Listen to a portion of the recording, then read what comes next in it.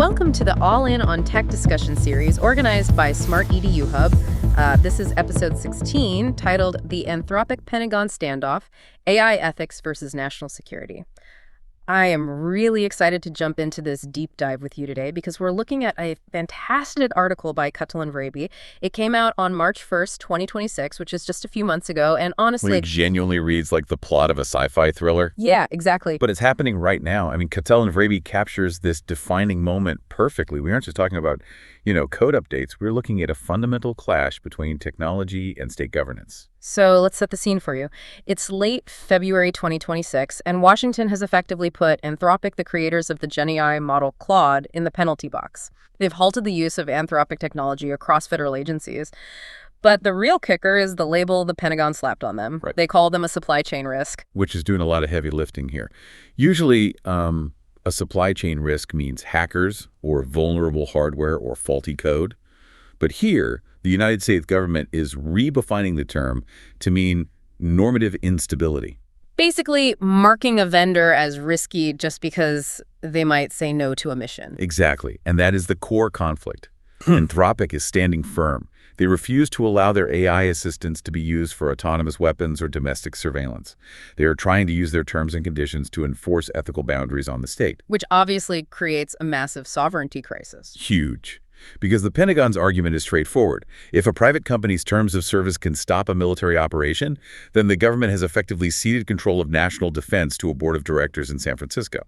They demand any legal use of the tech. If an operation is legal, they expect the AI assistance they paid for to just work. And this isn't just theoretical either. This whole thing blew up because of the operation to capture Venezuelan President Nicolas Maduro.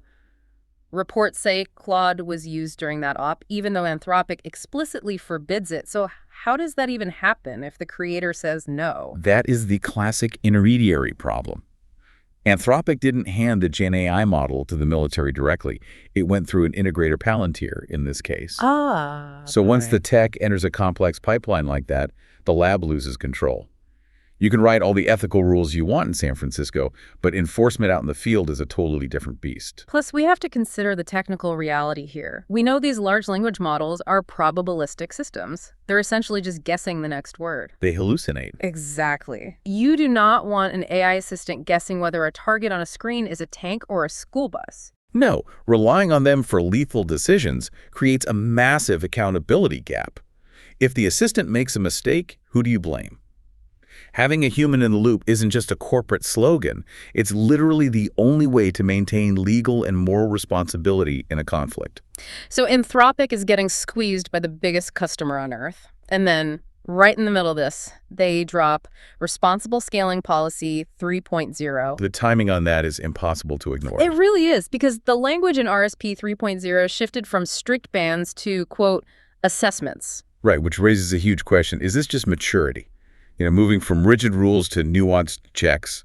Or is it basically capitulation to keep those massive government contracts alive? It perfectly highlights the dilemma for you, the listener. We're caught between a state that demands total operational freedom and private labs trying to impose moral constraints on their software. And it leaves you with a really provocative thought to explore. If the supply chain label can be weaponized to punish ethical dissent, are we moving toward a future where tech companies have to choose between their core values and their survival? Or are we going to see these clashes play out completely publicly on platforms like X, formerly Twitter, before governments even have a chance to act? That is a phenomenal question to end on. Thank you so much for joining us on this deep dive. Make sure to like and subscribe to the Smart-EDU Hub channel to be the first to enjoy a new podcast. And don't forget, a link to Catalan Vrabi's full article is in the description below. See you next time.